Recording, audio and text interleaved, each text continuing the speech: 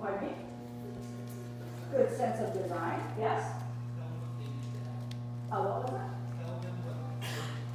Oh yes, so that you have enough knowledge to be able to tell them what they need rather than always be told what to do. Because that's I think that's what a professional is, when somebody who give an advice to your customers and give them the best that you can give.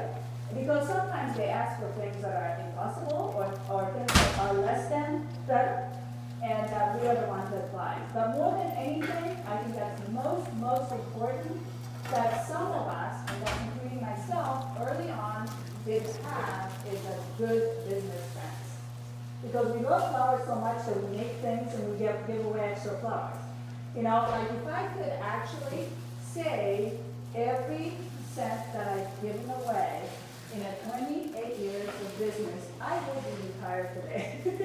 Because I swear to you that in every arrangement, I probably put an extra flower.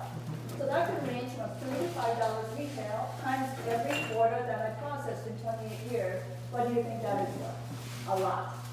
And so this is something that we have to do, is to be much better in business, learning how to charge.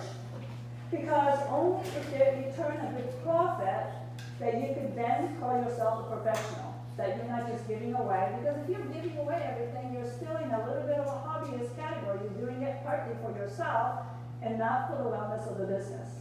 And so I think this is why we're finding some people disappearing, because they've not turned enough profit and they can't keep going.